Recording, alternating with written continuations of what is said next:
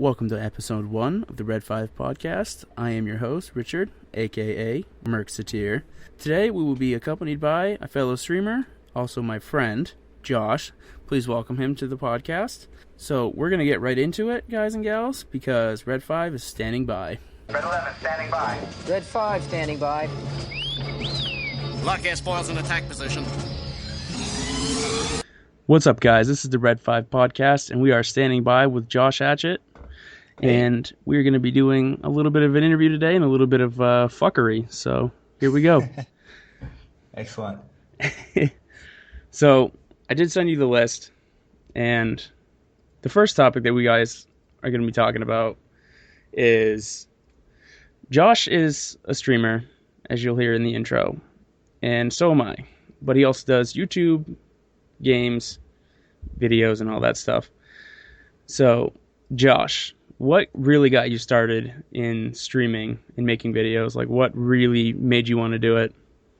So I started Twitch about 4 months ago. I really didn't care so much about the quality and consistency. I was more just like, hey, I love playing video games and I like talking to people, so let's make this happen.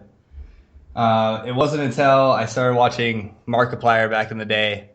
I would say I started him about 4 months ago. And while I was doing Twitch, I was watching him and was like, hey, I want to make YouTube videos as well.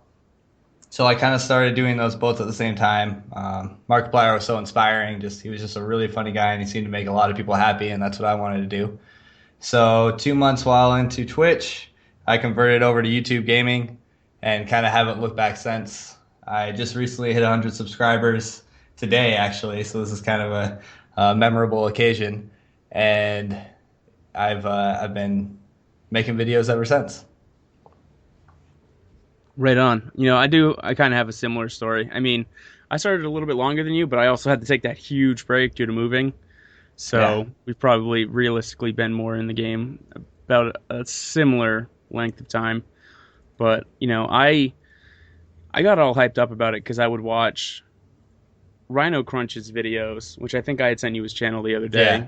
And he does a lot of some of his videos, well, most of them are scripted, so he does kind of like a storytelling video to it almost, but then he also just does like regular gameplay videos, highlights that are funny or interesting, or just him kicking ass. And you know, I watched it and I was just like, wow, dude, like it just inspired me. I was like, this is so fucking cool, and it was so entertaining because I used to like bag on my little brother for watching videos and like Markiplier and stuff like that, because I was like, why don't you just play the fucking game? Like, what are you doing? Yeah, I didn't understand I get that a lot.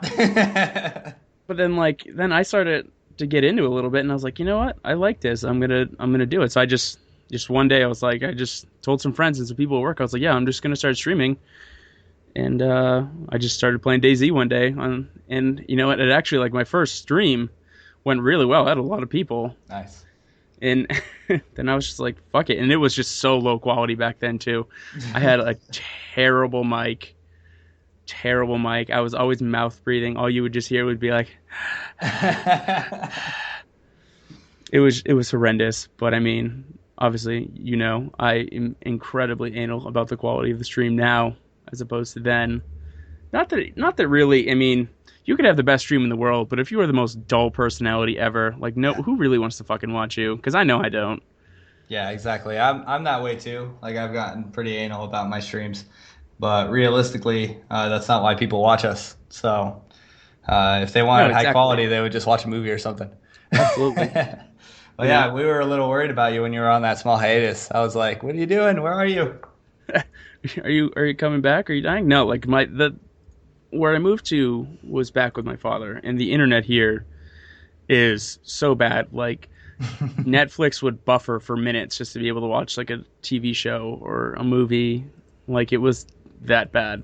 Wow. Like, I could barely watch Twitch, let alone stream to it, especially since I didn't even have like a megabyte for upload speed, or megabit, whatever people were going to call it. And so you were one of those guys screaming like, oh, it's laggy, but it's not actually me. Yeah, no, it was bad. So, like, people were like, no, you just didn't want to stream. Like, no, actually, I was really into streaming when I had to move. Like, it was a whole personal issue. Yeah. With me and an ex-girlfriend, and I had to get out of a bad situation, so I did what I had to do. So to all the people out there who are listening to the podcast, who also follow me on Twitch, thank you for sticking with me. Like P, if you listen to this podcast, thank you, dude, because you've been around longer than anybody else. So thank you, especially for sticking through a really long, unexplained break. Yeah, he's a mod now, so he definitely deserves that. All right, Josh. So we need to talk about the backstory between us, so we can give people kind of a little bit of history for us. The downside is I don't remember a lot in high school. Yeah, we know, Mr. Listerine, we know. I mean, I know it was only 7 years ago, but it still feels like forever ago. Yeah, it does. I mean, I blocked out most of it because high school sucked. But yeah, so exactly.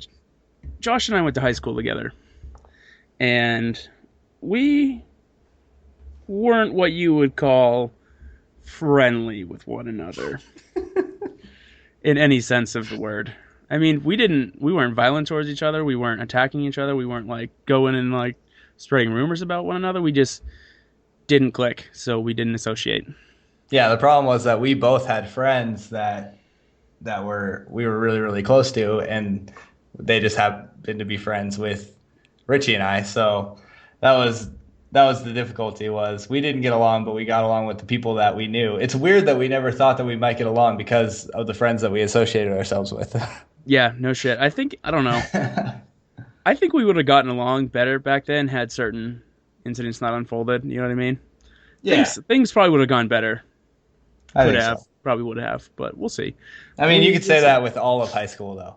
Oh, yeah. No, I mean, we're not going to get into specifics on the podcast today, but incidents happen. Nothing major. You know, Josh just steals girlfriends and whatnot. Yeah, that's definitely not getting into it.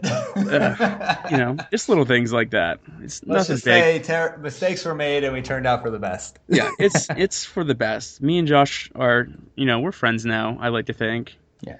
And we get along great. We have a lot in common. We probably had a lot in common then. We just definitely weren't going to put things aside and have those things in common with one another. Yeah, exactly. So go 7 years to the present, and like I get a message from Richie after a friend request, which is really, really odd because my last encounter with him, he was flipping me the bird every other second for like 2 hours when I was visiting high school. Yep.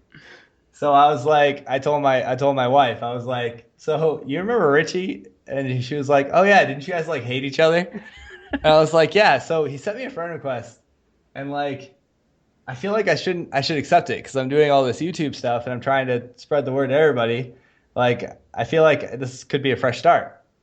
And then, so I accept it, and Richie immediately sends me a message and he's telling me about how he does Twitch. And I was like, holy shit, me too. And then it was kind of magic from there. Yeah, I don't even remember what sparked me to add you too. I was like, oh, Josh Hatchett. I was like, I'm going to add him. And I did. So here's what's really, really funny about the situation is the fact that I don't really spend much time with any of my high school friends at all nowadays. And yet, like, I talk to Richie almost every other day. Yeah, easily every other day, if not every day, honestly. Yeah. Even if it's like one stupid thing we say to each other, like, fuck you. Funny how the world works. Yeah. No, because it's like we didn't care for each other back then, but I don't want to say we're inseparable, but we do an awful lot of, socializing these days. Yeah. And collabing. And Josh and he started on Twitch. I started on Twitch. He left Twitch to go to YouTube Gaming to do his live streams and his YouTube videos. I have a YouTube channel just for videos, but Josh does both in one. He's got all his eggs in one basket. So good for Josh, but I will be posting our links to our social medias as well as our Twitch and YouTube accounts in the description, because this will be going on SoundCloud as well as YouTube. It'll be on the Red 5 Podcast YouTube channel and or my Merczateer Gaming YouTube. So I will be You'll probably see it on both. Yeah, you'll probably see it on both easily. But Josh will be linked and stuff. So if you guys listen to it and you want to get interested in him, his stuff will be below and you'll be able to talk to him on social media, tell him he's a piece of shit. I will take it. Oh, he takes it. He takes it.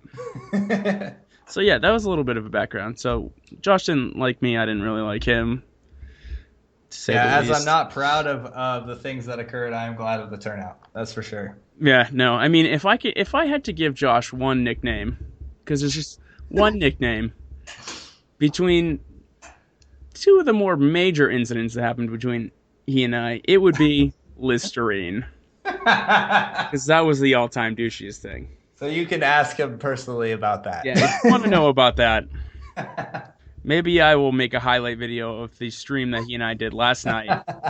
Also, that was Saturday, January 9th, that we did this Oh, a Minecraft man. stream, and I'll possibly make a highlight video of a little backstory between Josh and I. And a lot of people joined it, and they enjoyed it. It was funny.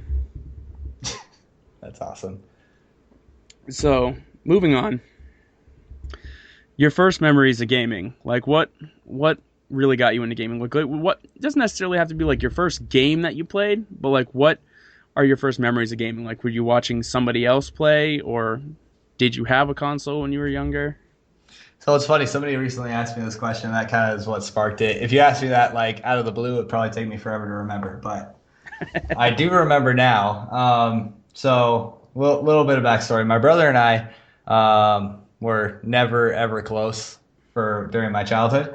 Like to the point where all I wanted to do was spend time with him, and he never wanted to spend time with me. But he was really big into gaming, so I always wanted to do that with him. Oftentimes, I would sit by his door frame until I fell asleep, waiting for him to let me play with him. Let me play literally anything. And I'd fall asleep and I'd wake up to him opening the door and him saying, "What are you doing? Get out of here." So yeah, so oftentimes because of that experience, I would sneak into my brother's bedroom and I would go on his computer and play Diablo.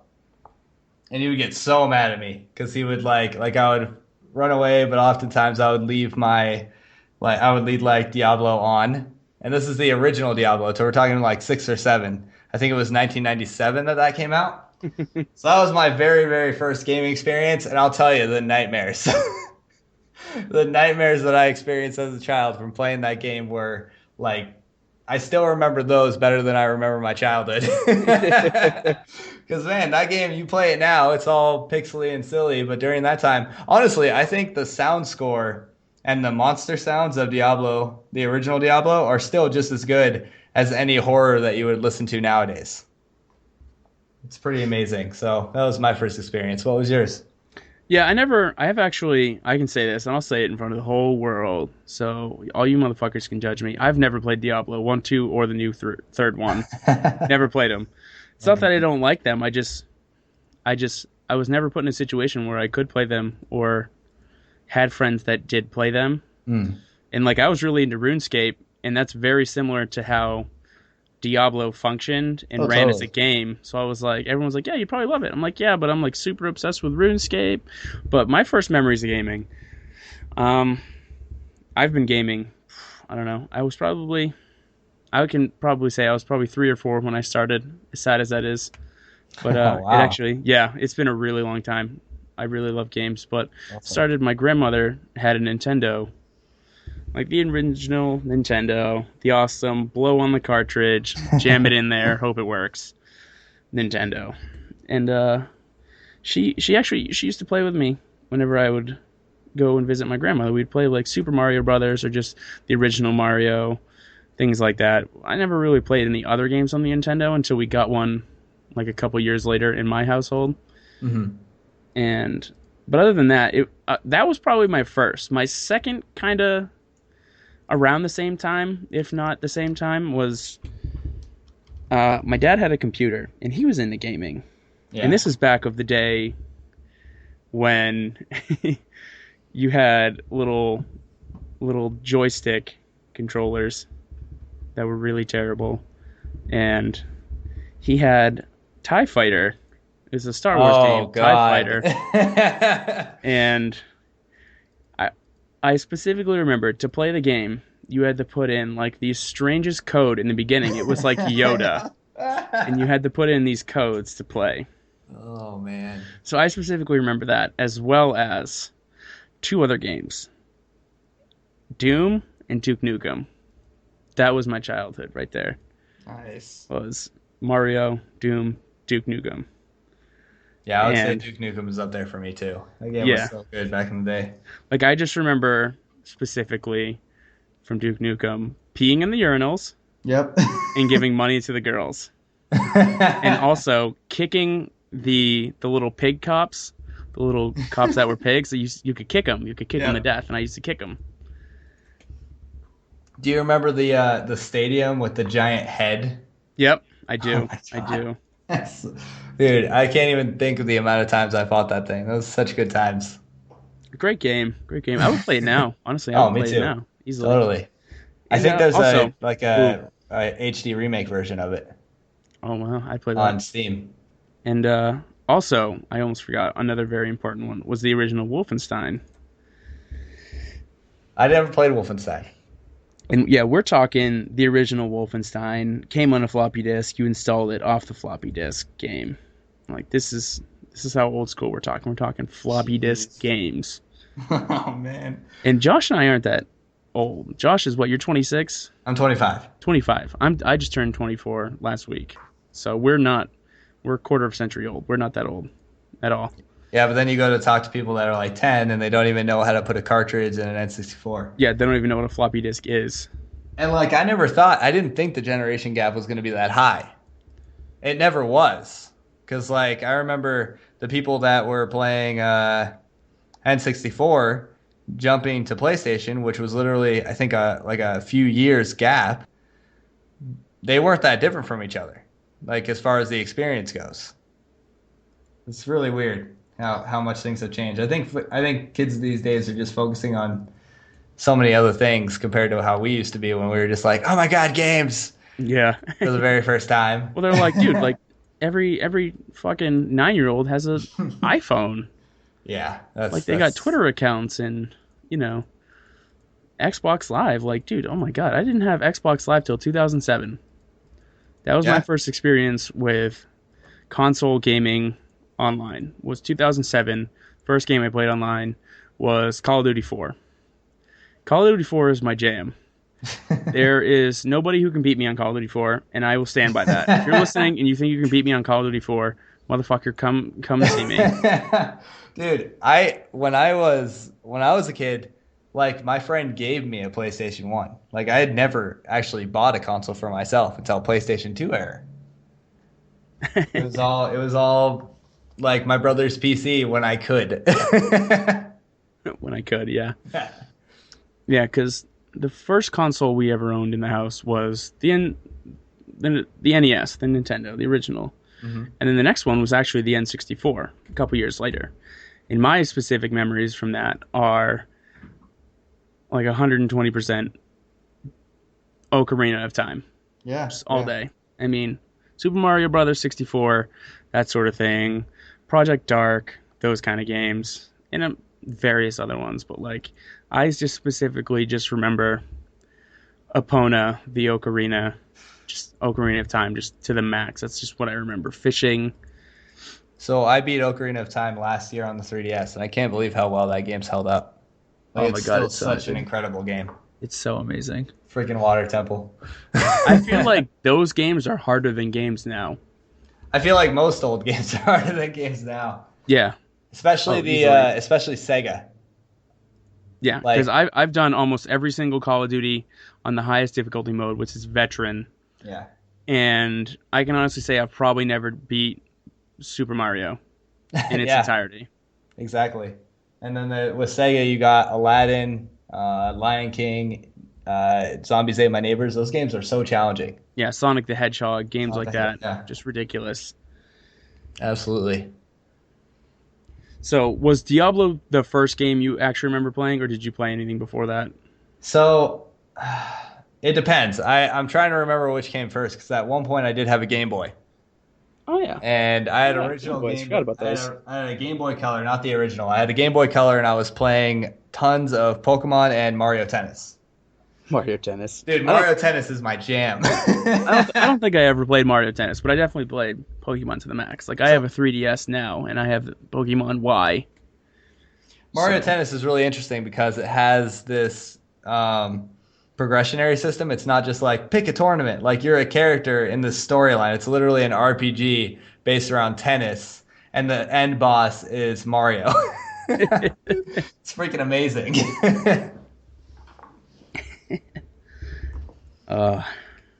Love games, man. I love them. Really do. So what was your first online game that you played? What was your first online game? Um, that was definitely World of Warcraft. World of Warcraft? Really.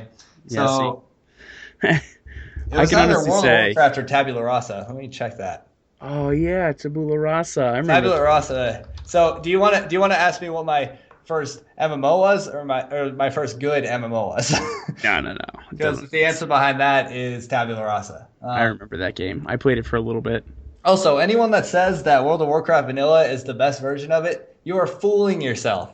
I don't know what you're talking about, but you can yell at these people all you want. First of all, the game as a whole isn't the most amazing game to begin with, as much as people think it is. It's not worth $15.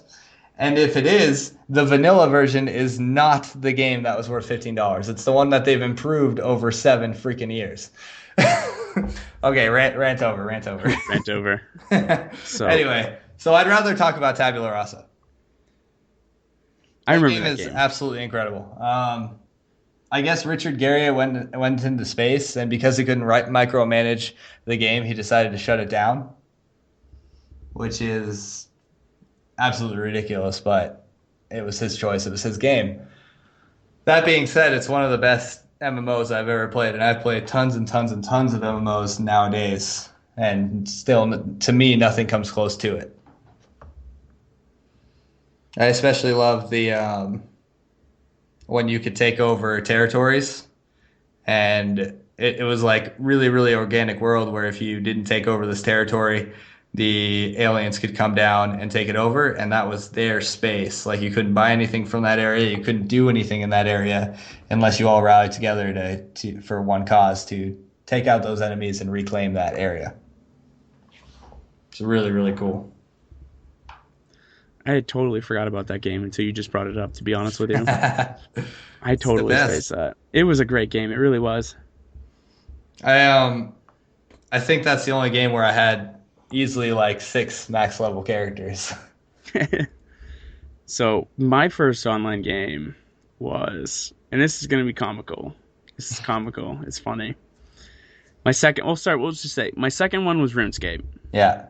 The second one was RuneScape. First one, let me see. I'm trying to remember what year it was. I want to say 01. I want to say it was 01. 02. Okay, it was 02. All right. It was 2002.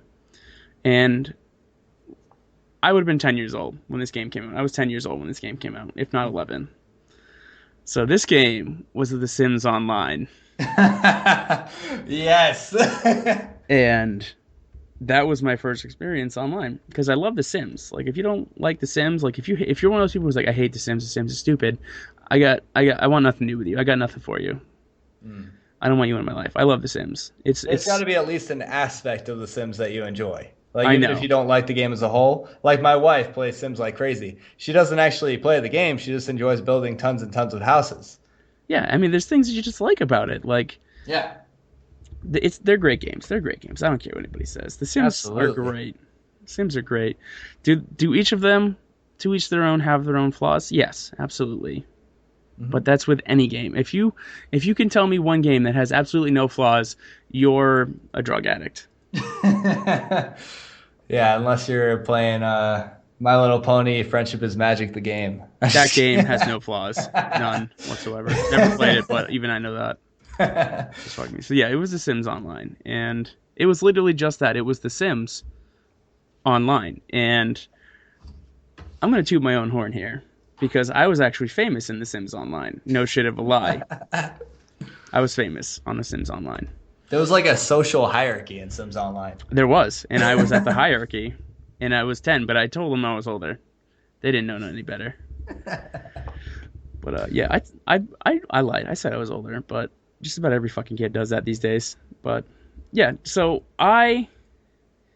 there was a server. There were server names, and I played on Alphaville, the server. And on that server, I was the general of the army, the whole army. I was the general of the whole army. I ran the whole military.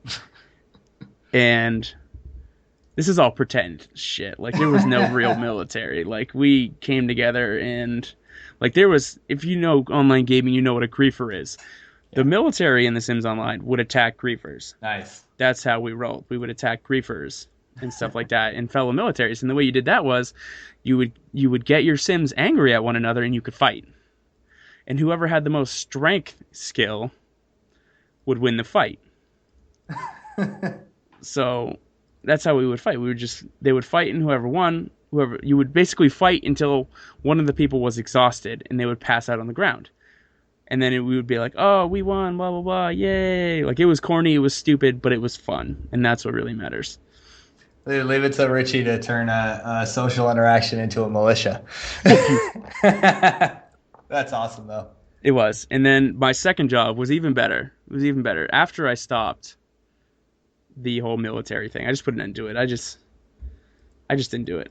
I opened up a fight club / nightclub, which was very, very popular. It was very popular. Jeez. People would come and we would party at night, but we would also have a fight club. We would have fight nights, and I had made a ring in the center around the dance floor, and you would go in and you would fight. That's awesome. Yeah, it was amazing. It was so much fun. It was so much fun. What about RuneScape? How long do you play that? RuneScape, I still play that shit, dude. Nice. I'll just never admit it. So you didn't just hear that, and neither did people who listen. Nobody heard that. I love RuneScape, man. RuneScape, in my opinion, is a complete game. That's what I think. I think RuneScape is a complete game. That's just my opinion. People are like, oh my god, are you kidding me? The graphics suck. The whole game sucks. No.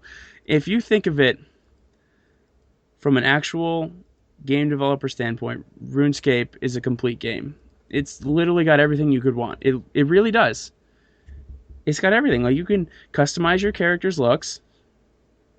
You can build a house. You can own your own land. You can have guilds. You can PvP. You can PvE. You can quest. You can do so much in that game. There's arenas to battle. There's all these mini games. The whole thing is ridiculous, and people just don't give it enough credit because the graphics aren't that great. But people gotta forget, RuneScape is mostly free. It's mostly free, and if you pay for it, it's only $6 a month, which is not a lot. Yeah, so think about it this way: when it comes to all those MMOs that come out, and it's a new MMO, and you're playing them, and you're like, man, the graphics are really, really good. This game's so fun, but I wish it had this and this. RuneScape probably has that. It probably does. So that's kind of where my stand is. Some variation or form of whatever you're looking for. It's got everything. Yeah. I think it's a great game. Do the graphics kind of suck? Yeah, but you know what? In my opinion, like, I could go and play Call of Duty 4 right now, and the graphics wouldn't look that great. They would look all right. Would they be as good as the new, Black Ops 3? No. But the gameplay, in my opinion, would be so much better. It would just be so much better. Like, I won't even play Black Ops 3. I won't play it. I got no interest in it. It doesn't interest me. But if you were like, yeah, they're going to remaster Call of Duty 4, I would probably die because I would masturbate until I died. Yeah, exactly. Plain and simple. So my first experience with RuneScape was when I was like, I don't know, 8. And I go into the game. I make my character. I'm all proud of myself. I jump into this game, and immediately this guy's like, hey, you're a new character. Did you want some free stuff at my house? I was like, oh my gosh, yes, thank you so much. And you went to the Wildy. And then I followed him. And then all of a sudden, his name went red. And he killed me. And I died. And then I turned off the game and I never played it again. Moral of the story, kids. Don't take candy from strangers. Exactly. Especially in RuneScape. Exactly. Oh, man. Love RuneScape. Love it. Like, I think I said the other day on one of my streams, if I wasn't so into Star Wars The Old Republic, the MMO right now, I would probably be streaming RuneScape every day. You'd probably have a huge following, though. The game is so popular. It really is. It's so popular. It's always top 10, top 20 on Twitch streaming. And I know the ins and outs of that game. I know how to make the money. I know questing. I have lots of fun. Yeah. It's just, it's just such a great game, in my opinion. It really is. Like, I never got into World of Warcraft. I don't hate it. It was boring to me, so I just didn't play it, you know? Like, some people were like, dude, fuck that shit, World of Warcraft forever. And they have, like, World of Warcraft tattoos on their forehead, and they talk shit about RuneScape. But it's like, you realize RuneScape came out before World of Warcraft. There would be no World of Warcraft without RuneScape. That's a good point. It's true. There would be no Warcraft without Warhammer either. So people that talk shit about Warhammer online, that's basically what Blizzard wanted Warcraft to be back in the day. There's precursors to everything. There really is. Nothing is original anymore.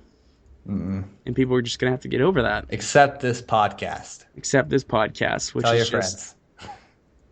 Is 100% bullshit and 200% fun. So we can move on. So I already know Josh's pick for this, but Josh, your game of the year for 2015 pick, and justify why you believe so. So I was jokingly saying in my top 10 video that it was Final Fantasy VII because it had been released on PS4 this year or last year, so 2015. But the reality is, when we're talking about games that came out officially this year, it has to be The Witcher 3. Hands down. This is a game where it's so open, and yet the game looks so incredible. Like, I love open world games. They're one of my favorites. And when I go into an open world game, I expect it not to look immaculate because it's so big. That's what she said. But this game is probably one of the most incredible looking games that I've ever seen. And then on top of it, there's just endless things to do. When I stream it, I don't even follow the quest line. I just find places to go and see what's happening in the world. And it's just an absolutely incredible game. What's your pick? See, this is where Josh and I are at an impasse, and he knows what my pick of the year is. And I think it didn't win because it came out too late in the year. That's my opinion. We had all year to love Witcher 3, and I don't hate Witcher 3. Yeah. I'm not telling Josh, like, no, you're wrong, Witcher 3 sucked. Witcher 3 is great, and it's fun. The game's beautiful. The mechanics just work. It works. The game works. But my pick is Fallout 4. Yeah, I could see that. Is Fallout 4. And a lot of people are like, yeah, I see that. And a lot of people got really defensive when Witcher 3 won. But what they don't understand is Bethesda is a huge company. Okay? But the people who produced Witcher 3, there's like 4 of them, and they live in a cabin with no electricity in Scotland. Okay? So you have to respect that game. You really do. Yeah. So with Fallout 4, that was my first Fallout experience, and it was absolutely incredible. And he only has a couple hours into it. Yeah, I've barely played it, and I think it's an absolutely incredible game. Go ahead. The first 2 weeks I had Fallout 4, I put in 36 hours of playtime. Jesus. Yeah. 36 hours of playtime in two or three weeks. Wow. And I didn't even beat it. I didn't beat the actual story until probably a day and a half in, 2 days. 2 days in, I would say. That's about when I beat the story, because there is so much shit to do. There's so much shit to do in Fallout. Like, if you've played, then you know exactly what I'm talking about. If you're a fucking Bethesda junkie and you played Fallout 4 and you just couldn't peel yourself away and you lost your job because you couldn't get off the couch, you know what I'm talking about. Yeah, I mean, that has to be expected with a Bethesda game. Oh, absolutely. I guess my thing was I didn't play Fallout 3, and I know that Fallout 1 and 2 are really different. Oh, yeah. And I heard that there was a lot of complaints with the graphics, but I thought the graphics in Fallout 4 were fantastic. Oh, I thought they were beautiful. Yeah, I don't know where people were coming from with that. Maybe it's because they were playing it on console. Speaking of, these two games, there are Game of the Years. If you as far as the best thing that you should play them on, I recommend a high-end gaming PC. Yeah, for Just any game that looks great, really. so for The Witcher 3, unless you're playing it on a regular monitor, you have a PlayStation connected to your monitor, then by all means do that. If you're playing The Witcher 3 on console and you have a 55-inch TV, get ready to squint. I had so much difficulty. I returned it and I bought the PC version. I wanted to play it on PS4 because I played all the other Witchers on PlayStation, so it just made sense. They even had to patch the game to increase the text size, and even that didn't help. So I know exactly what he's talking about because I bought it for my Xbox One, and I couldn't read shit. I had to sit literally 2 feet from like my 50-inch TV. Yeah, so like that reason alone That's is ridiculous. to get it on PC. And Fallout 4, because it's primarily a shooter and mouse and keyboard are good for shooters. Yeah, fantastic. Especially my mouse. Fully customizable for shooters. Bought it for CSGO, but don't really play that anymore. How's it on Call of Duty? I've only really played Call of Duty 4 on my computer because I bought it. It was on sale on a Steam sale. Nice. Bought it for like $5. Or cheaper than that. I don't remember. Cool. But, so, next topic. So, our next topic is we're going to ask Josh what his favorite Star Wars game is. So I had to really think about this. I grew up playing Star Wars games. I was playing Star Wars games before I even watched the movies. I'm not kidding. I am not kidding. TIE Fighter was such an incredible bonding experience for my brother and I. I think that's when we actually became friends. So that's pretty high up there. But I think I need to go with, and some people might not remember this at all, but Jedi Knight Dark Forces 2 was the best for me. That's your pick? That's my pick, without a doubt. See, because unlike Josh, I'm not a hipster. So I'm going full mainstream, and I guarantee 99% of everyone's going to agree with me on this, is Knights of the Old Republic, number 1. 2 is fantastic. 2 is great. Fucking amazing. But 1, for me, really stuck, especially over the years, because of Darth Revan. And Revan was just such a badass. He really was. And he had a purple lightsaber. And purple lightsabers are badass as fuck. But I think we can both agree wholeheartedly that TIE Fighter is an incredible game. Oh, yeah. TIE Fighter was great. Especially with a joystick. Oh, yeah. If you didn't have a joystick, like, you weren't having fun. You were going to lose. Yeah. Without a doubt. But my pick is Knights of the Old Republic. That's just my 2 cents. And a lot of people will agree because it was just so amazing. It really was. Like, we had never really seen a true role-playing game for Star Wars. And then you got just Knights of the Old Republic out of the blue. Fully immersive. It was incredible. It was different. It was so much fun. Absolutely. It was so much fun. I think the Jedi Knight series, biggest reason I liked it was because it had that progressionary system with the RPG elements. Yeah. But it was a lot more action-oriented. Yep. So, like, when you picked up that gun, you were shooting it as normal. If you had a lightsaber, you were swinging it with your mouse and keyboard. Yep. But then you had the force powers, and it really felt like you were utilizing those force powers. Granted, the game was a lot more challenging, I felt, than the Old Republic or Knights of the Old Republic because you couldn't pause in sequential and make all these in-moment decisions and then just kind of watch and enjoy. I really love that about Knights of the Old Republic. And I really wish that the Jedi Knight series had a lot more choice and story. But I don't know, man. That game was just so much fun. That game actually fooled me into thinking that the cutscenes were graphics from the game.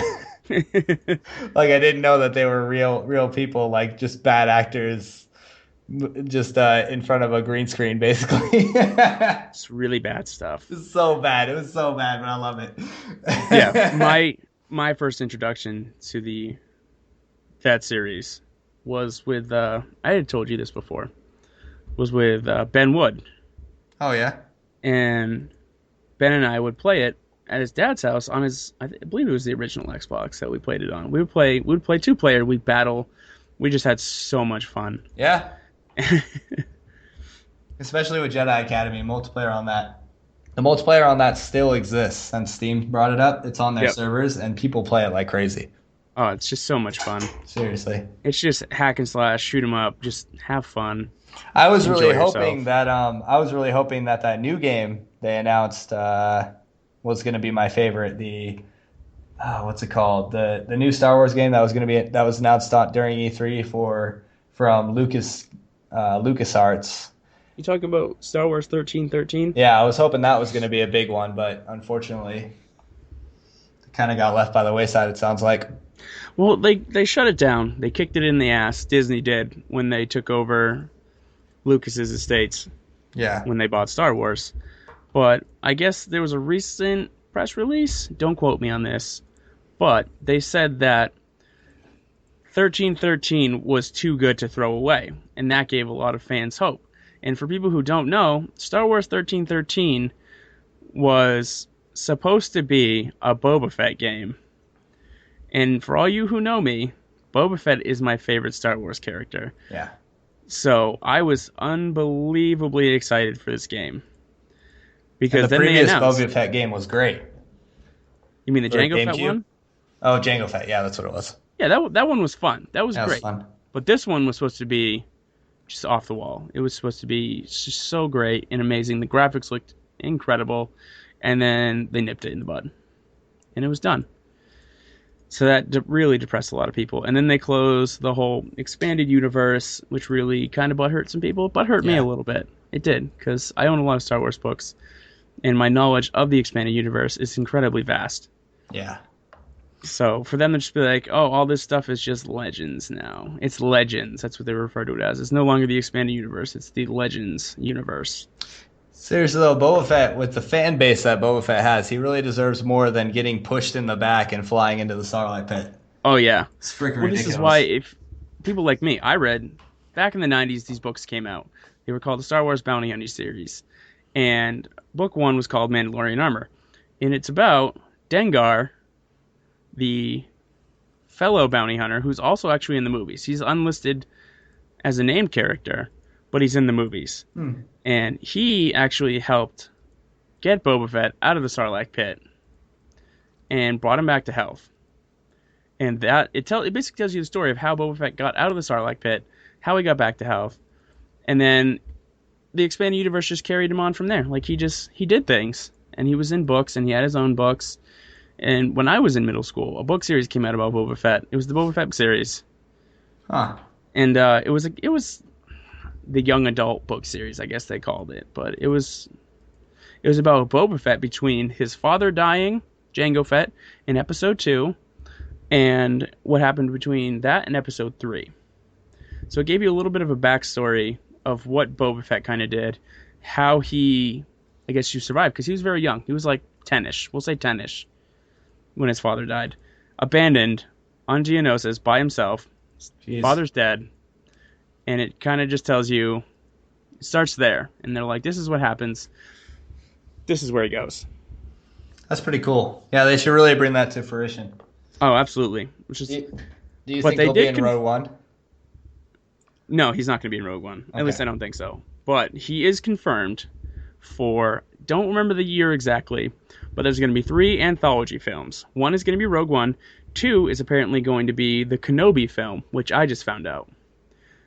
And 3 is going to be the Han Solo / Boba Fett film. And they just announced that for sure, that it's going to be Han Solo and Boba Fett. And what I'm assuming is that it's going to be young Han Solo and young Boba Fett, and how the whole rivalry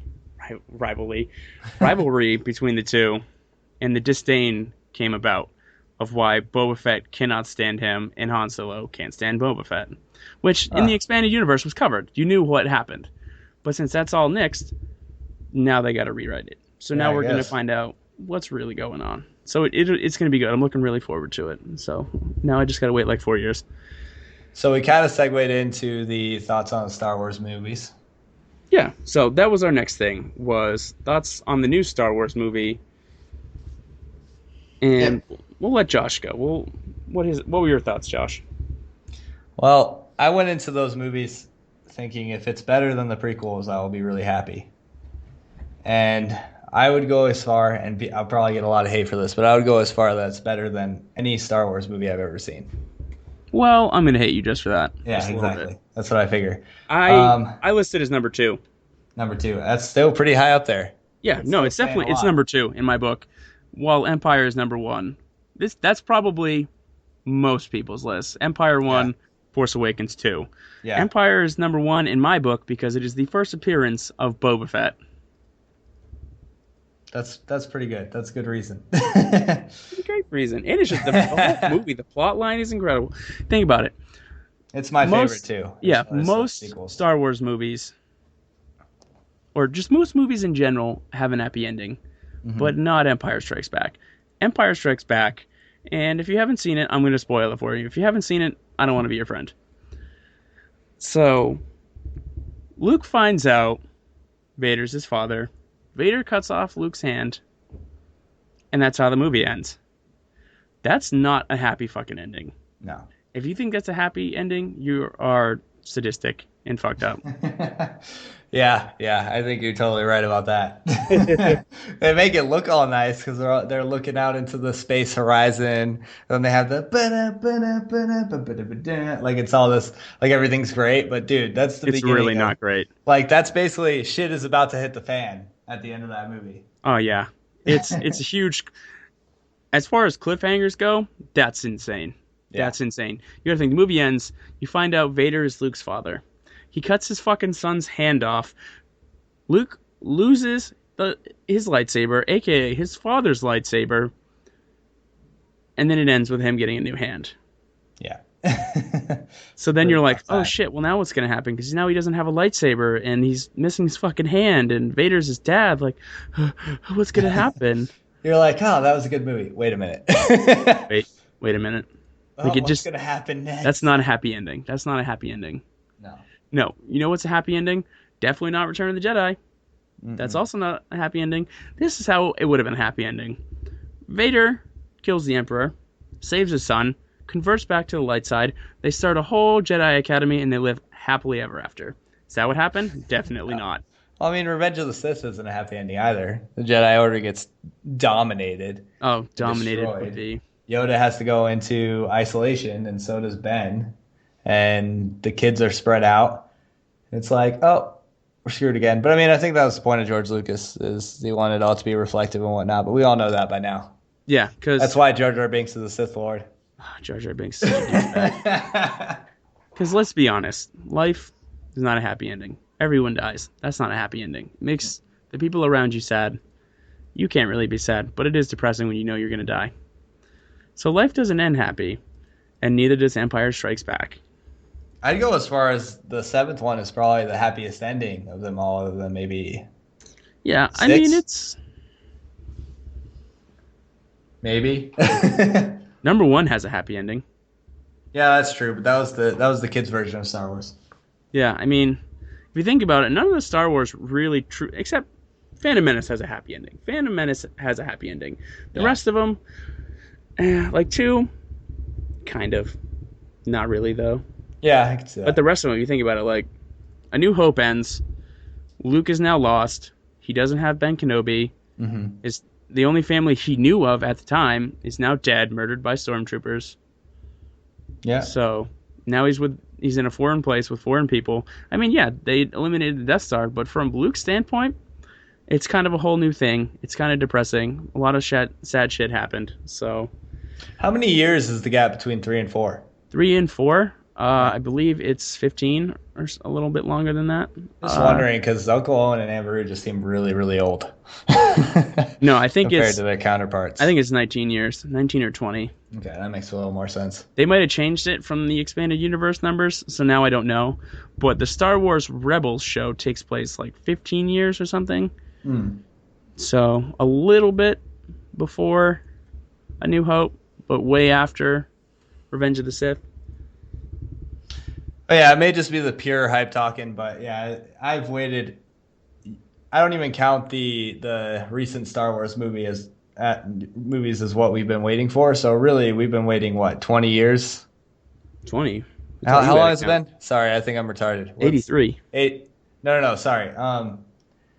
The prequels came out how long ago?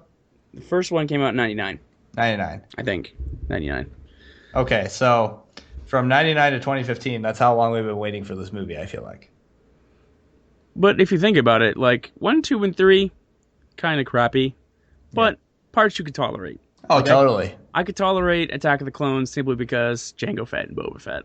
Dude, yeah. But on the flip side, there was a lot of stupid shit. Jar Jar, stupid shit. Yeah. It's a pretty rough time. But it could be worse, for sure. I feel like they could have made Jar Jar Binks like an integral piece of the puzzle of the entire trilogy. I'm kind of glad they didn't. No, and I think that was a part of an idea, but I don't think it ever came to fruition. Thank God. Oh, absolutely. And So- Qui-Gon Jinn was an amazing actor. Obi-Wan was a great actor. I really couldn't care less about either Anakin's in that movie. No. Well, overall, yeah, it could have been worse. Is all I could say. Could have been worse, but not by much. Could have been a lot better. Yeah. Could have been a lot better. So realistically, waited about 32 years for a solid Star Wars movie, which I've only been alive for 24. He's been alive for 25. So Yeah. we were sperm anticipating new Star Wars movies. Pretty much. Getting back into the new Star Wars movies, I think it's pretty ballsy to not call the next Star Wars movie Episode 9. Like, this Rogue One movie has to be pretty damn good. Well, that's the whole point of the anthology films. It's to bridge the gap between the movies, but Yeah. also give backstory on the gaps that are like. Because if you people don't know this, Rogue One is how they got the plans for the Death Star. Is how the rebels and the Bothan spies got the plans for the Death Star. So, because the only thing that was really ever mentioned was by Mon Mothma, and she says a lot of Bothan spies died for his plans. So people are like, okay, but what does that mean? Well, we're about to find out December of this year, 2016, what that means. Yeah. But Josh and I are extra super hyped solely based on the fact that Donnie Yen is in the movie. If you don't know who Donnie Yen is, he is the actor from the Yip Man movies. He is a Chinese actor. He does mostly, for the most part, martial arts movies, and he's awesome. He's just a kick-ass dude. He's a great actor. He's fantastic, and he's going to be in Star Wars. So I knew nothing about the Rogue. Oh, sorry. Go ahead. No, it's all right. I was done. I know nothing about the Rogue One movie realistically when I knew about this, and I just saw Donnie Yen in the actor list, and I was like, okay, we're good. Everything's gonna be fine. Yeah, it's going to be great. Everything's gonna be fantastic. My worry when it comes to Star Wars is that the basic bitches of Star Wars are gonna be like, Rogue One, what's this? Where's Episode 9? And they're like not gonna be as inclined to see it. I even heard a guy. I posted how excited I was for Rogue One, and a guy responded to me on Facebook saying, "Oh wow, it's gonna be an opera? I didn't know Star Wars did operas now." I was like, dude, it's a space opera film. Oh my god. You fucking dildo. So, Star Wars yeah. has been known since day one as a space opera, quotations. Problem is nobody's had to look it up until Rogue One came about. They just knew it as Star Wars in episodes. They're like, Rogue One, what's that? And then they read space opera, and they're like, oh, what's an opera? Oh no. Like, So it's dumb. gonna be opera? Ew. So People. they're anthology films. There's going to be 3 anthology films. So by the time we're done with the Star Wars, by the time we hit 9, you and I are going to be old men. Not really. It's like, I mean, they could go on forever. They Apparently, really could. there's a planned TV show. So that's interesting. There's TV shows and stuff planned, which there was originally a live action TV show planned to do a space between episode 3 and episode 4. There was a live action show planned, and it was actually Daniel Logan, who played young Boba Fett in Attack of the Clones, was actually going to reprise his role as Boba Fett. Nice. And it was going to be him in his early 20s, just all the way up to A New Hope, and it wasn't going to be about the main characters. It was going to be about like the favorite smaller characters, like things like Boba Fett, Jabba the Hutt, like characters like that. So you'd So get why didn't that happen? Um, I guess it had to do a lot with production and cost, That stinks. because George Lucas still says to this day he's got 100 episodes written out. Wow. Yeah, he's got 100 episodes written, but apparently the cost per episode was going to be so expensive for TV standards that they're just like, we can't do it. I mean, if it means putting George Lucas's foot in the door again, I guess I'm okay with it not existing. But it would have been cool to see. I just worry about getting a series like episode 1. Yeah, no shit, right? Yeah. Oh well. Oh yeah. So we spoke a little bit about Rogue One, episode 9. We don't really know much. So Josh and I's theory for episode 9 is that Rey is Luke's daughter. But I also heard another kind of idea that I thought about. I was like, it works, but it really doesn't. So I had heard a theory from somebody else that Rey was Obi-Wan's daughter. Huh. The only problem with this theory is when Luke came about to meeting Obi-Wan, he was a very old, decrepit man. He's very old, very strong in the Force, but very old. And we all know that if you're really old, your chances of having children are slim to absolutely none. So let's say he's 70. No one's having kids in their 70s. It's modern day science. It just doesn't happen. It really doesn't. Unless the Force helped his sperm count. Probably not, though. Probably not. But so that theory, I think, is debunked simply based on the fact that Obi-Wan would have been way too old to have a kid. In my opinion, he would have been way too old to have a child, especially since Rey's probably, she's like our age in real life. She's early 20s. So it takes place, I think, almost 30 years after Return of the Jedi. Yeah, and I think she's supposed to actually be younger in the movies than her actual age. So yeah, she's like Luke was 19 in A New Hope. That's really young. And so if let's just say she's 20. Obi-Wan would have been dead for years. Yeah. When she was born. So my theory is that I think she's Luke's daughter, solely based on the fact of look at how strong she is in the Force. Yeah. She has to have some sort of connection with Luke. I just don't see why the lightsaber would have called to her if there wasn't that type of connection. Absolutely. Because think about it. Maz Kanata, the little goofy little alien with huge, bifocal glasses on, said that it calls to her. Yeah. And that lightsaber only ever called, really, I mean, it didn't really call to Luke. He was just handed, the lightsaber by Obi-Wan. But I mean, it's the same as being fated. Yeah, it's a fate. Yeah. But it's also, it was fated because of lineage, by family, heritage. So unless she's got some sort of that thing going for her, like, why is it calling to her, Yeah, I'm not sure why. It's kind of cool that they didn't make it more clear, but for me, it felt very clear.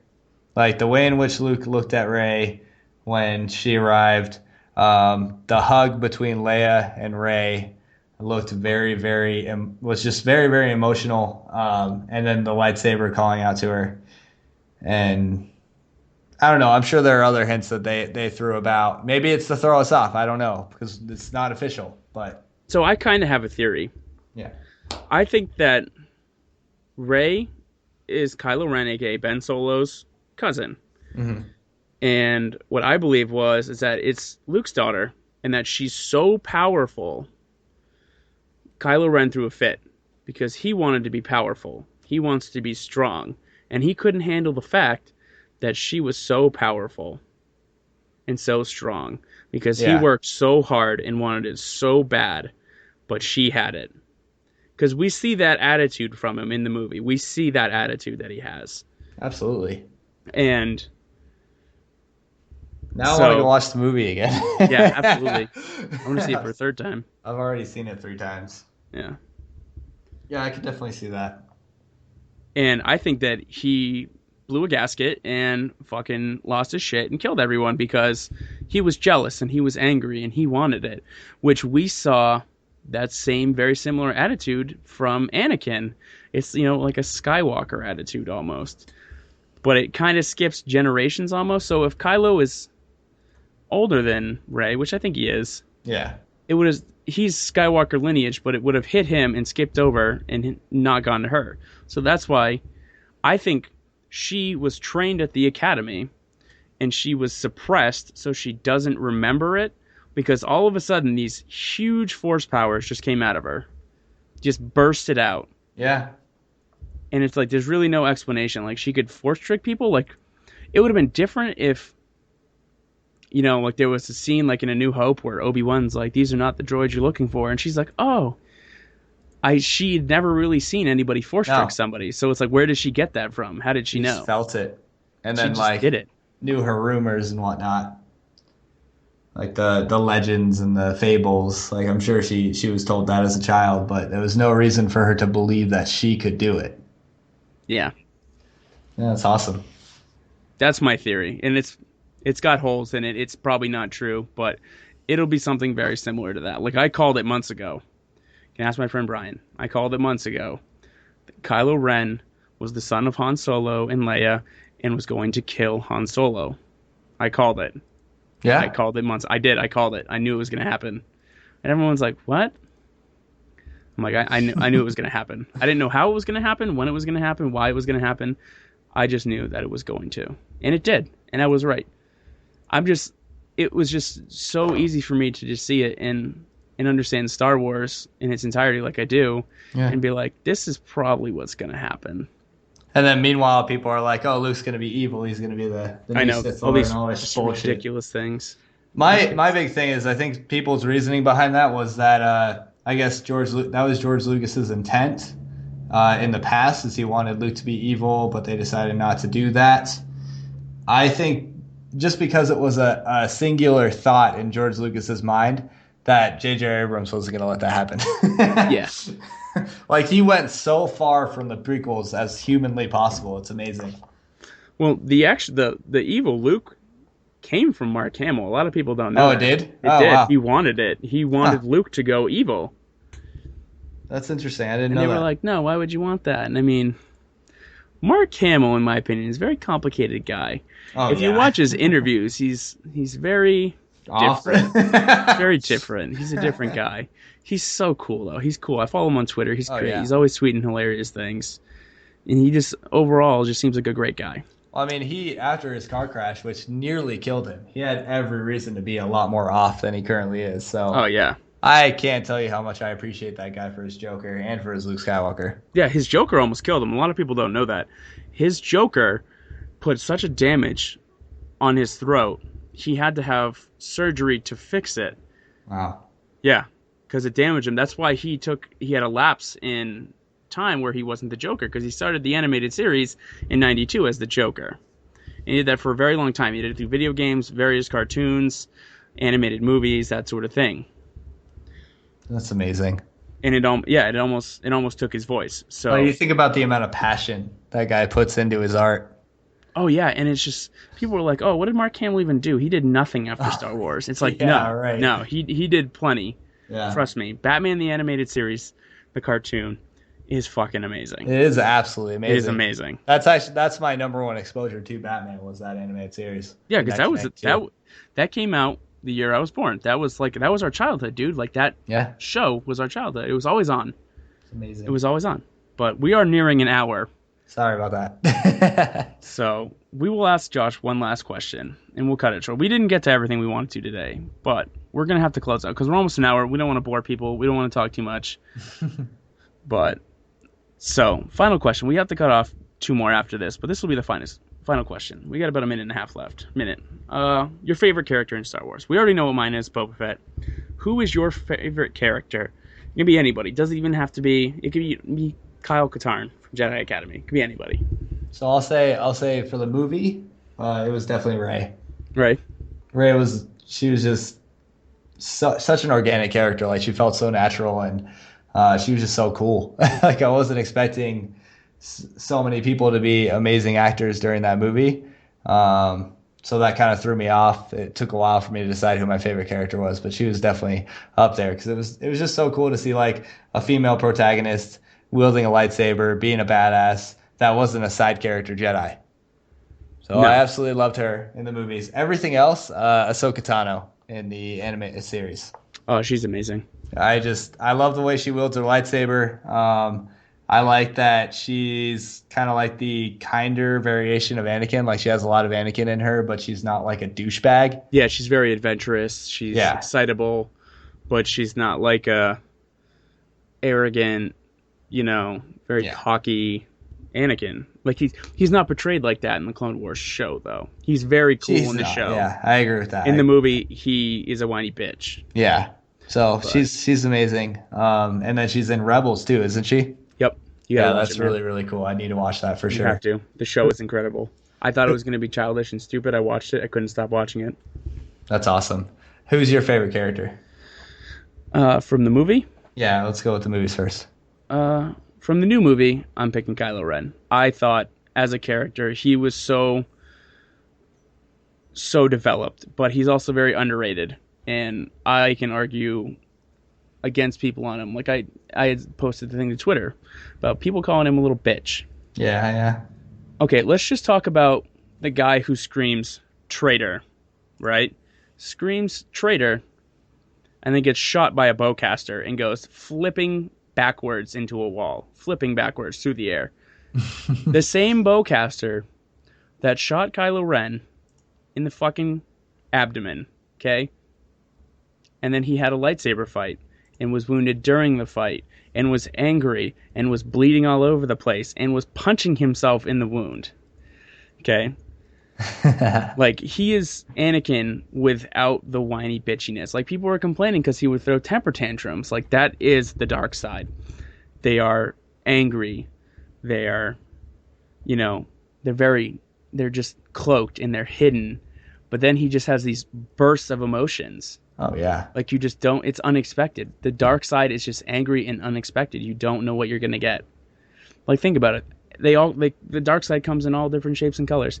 Darth Maul, very cool and collected. Fantastic wielding ability. Dooku, very cynical. The Emperor, very, very, very dark and secretive. Vader just has this, like, he's got like a whole empirical stance over you. Like, people were just afraid of him. They'd see him and be like, holy fuck. Like, he's terrifying. Yeah. Kylo Ren, though, you don't know what you're going to get. I think what's especially cool about Kylo Ren is the fact that, like, when you think he's just this maniacal monster, when he has his mask on and then he takes it off, and there's just this human side to him that I don't think anybody was expecting. No, absolutely not. Because you got to think, when Vader was unmasked, he was this hideous exactly. old man, just mutilated from what had happened in Revenge of the Sith. But then you see Kylo Ren, he takes his mask off, he looks like a normal guy. Yeah. But you also see the struggle that he has inside of him between the light and the dark. He said he knows what he has to do. He tells Snoke, I know what I have to do. I don't know if I can do it. Or no, he tells the mask that or whatever. He tells the mask that, yeah. It's intense. But he does it. So you can see that there's it's the very same battle that Anakin had. And that's what people need to understand. Like, you'll never please Star Wars fans. You never will. I think, as a character, Kylo Ren was very well developed. He was incredible. Yeah. And, dude, you gotta, like, people were like, oh, that lightsaber's stupid. No. I love that lightsaber. That lightsaber was so fucking cool. It was useful, too. God damn it. Well, Disney has it up on display, and they explain why it actually has a crossguard hilt like that. Because the weapon looks all crackly and scary like that and sizzly and shit. Because the weapon, they say, J.J. Abrams said it. The weapon is of an ancient design. It's an ancient design weapon. And if you know Expanded Universe at all, the ancient lightsabers were not even remotely like the new ones. Yeah. Yeah, They it's all almost look- like an artifact. Yeah. It's awesome. It's like comparing like a modern day sword to one that was made several thousand years ago. Absolutely. And it's so like inductive to the actual atmosphere of the light and the dark side. Like, it's all chaotic and crazy looking, and then It is. the light side, the blue lightsaber is so calm and collected. It's amazing. But if Vader, this is a theory that somebody had posted on the internet the other day. Mm-hmm. If Qui-Gon Jinn had a crossguard lightsaber, Darth Maul wouldn't have been able to spin the lightsaber out of his hand and stab him in the stomach. That's a good point. Those are facts. Any sword fighting expert will tell you those are facts. Yeah. Qui-Gon would have been alive. Obi-Wan would have never trained Anakin. Qui-Gon would have, and it probably would have been a very different story. Yeah, absolutely. It would have been a very different story. I don't think Anakin would have turned out like he did. It would have been a whole different story, and that's what people need to understand. One thing happened in the Star Wars universe that changed the entire thing. That's amazing. That's really, really cool. I never even thought of that. Also, Luke would have never got his hand cut off. Vader would have never got his hand cut off. Oh, yeah. Because they all got hit with the same move where they cut their hands off. But if you have that crossguard, you can't cut somebody's hand off. That's a good point. Just facts. That's why they had them on swords. So before we conclude, just to segue out. So for those of you that have made it further this far, you definitely want to listen to this part. So I want to put Richie in the spotlight as far as Red 5 podcasts. Like, we talked a lot about varying things. We talked a lot about Star Wars. Kind of if you want to give people the rundown of what you plan to do with this series, how many you want to do, and what you are talking about in the future. So best case scenario, I want to do an episode a week to start. One episode a week. Just have a little fun. Listen to it. So far, we're probably going to be about an hour and 15 minutes in for this podcast. And that's kind of long. But if you're only doing one a week, let's say you listen to 15 minutes a day. You chop that up to 15 minutes a day. Truly isn't much. Like, let's say, Josh, your car ride, you ride 20 minutes, right?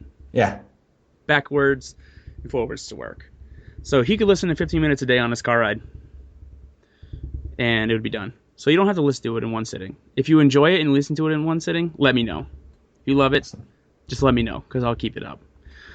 But we're going to try and do an episode a week, and we're going to do... It's not just Star Wars. The Star Wars is my love. I love Star Wars. That's where Red 5 Podcast came from. That's why it's named Red 5 Podcast. I wanted something different. I wanted something cool. And it just came to me one day. The name came to me, and I'm rolling with it, and I'm going to take it. And I think it's incredible. I do. So we're going to try and do a podcast a week. It's going to cover all things nerdy, really. Realistically, it's going to be all things nerdy. It's going to be, we'll cover new things like, let's say, 2 months from now, new developments come out about Rogue One or Episode 9. And I go, hey, Josh, you want to come on the podcast? We'll talk about this new stuff. We'll just have fun. We'll just chat. We'll just talk about things. We'll just have fucking fun. Yeah. And talk about things. Be informative. Talk about what's going on. And you guys listen, because, that's really what a podcast is. It's not a radio station. A podcast is not a radio station. It's a collective thought project, realistically. It's anything. It's everything. But we're going to cover most things nerdy. So if you're a nerd, you like video games, you like comic books, fucking, this is the place for you. It really and is. If there's things you want Richie to cover, definitely. Yeah, if you want me to talk about something, tweet it to me. Hit me up on Twitter. Be like, hey, can you talk about this on the podcast? Sure. I'll put it on the list. If I don't know about it, I'll look it up. And then maybe I can find someone to come on who can talk about it. Like this whole Final Fantasy VII remake. Never played Final Fantasy. But I got the guy right here. And I know some of you just died on the inside when I said I've never played Final Fantasy. It's not that I don't like it. Not that I don't like it. I never had a PlayStation, so I couldn't play it. Plain and simple. Yeah. So yeah, that's basically what this is. It's just going to be a collective, nerdy, fun project for me. Something for you guys to listen to. If you don't like it, don't listen. You don't have to, man. Also, if you think Richie should make the Red 5 logo into t-shirts, let him know. Yeah, if you want Red 5 t-shirts, which they will. Yeah, that's an awesome logo, Richie. There'll be t-shirts. There will be. Sweet. And the logo will change. That's just the standard Red 5 logo, Nice. Like, it'll change. It'll be different things.